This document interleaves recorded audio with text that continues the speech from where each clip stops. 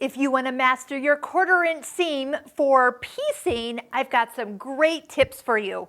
So first off, you can purchase a 1/4" foot, but I'm going to show you something special about the line on the Singer Heavy Duty 4411 foot. There's more than just the 1/4" seam. There's needles and thread and machine settings that can all make a difference on getting that perfect 1/4". Now, when does a 1/4" seam have to be that perfect? It really matters when you get triangles involved with your blocks.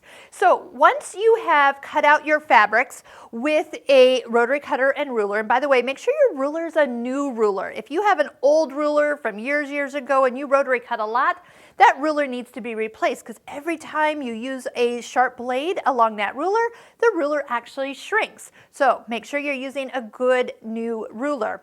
Next, the thinness of thread. I like a thinner thread such as the RFL size 50/2. That is a thinner weight. And what it does is when you sew a seam and you press it open, you're going to find your seam will press open flatter. If you have a traditional weight thread, that's going to leave a little bit of a ridge. When you have a ridge, that means every time you sew a seam, the block actually shrinks. When you're done, you don't have that full size that the pattern is expecting you to have. 6.5 inches finished or 12.5 inches finished with those seam allowances.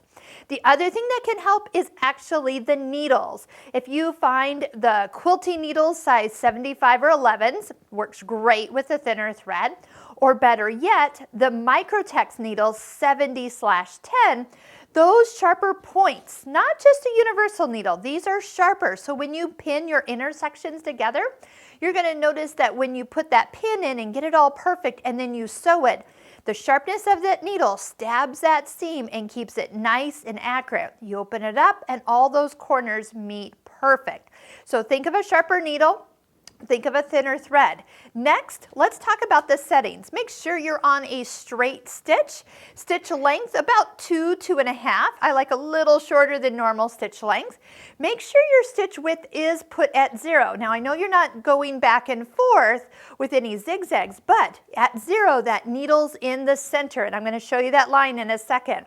So make sure you're not scooched over to 2 or 3 because that moves the needle to the side. Must be at 0. Needle position, the actual one, put it to center, and you probably have the same thread in your needle as you do in your bobbin. So just put the tension back to 4. Now, if you notice on your presser foot, there is a indent right here, kind of on the toe.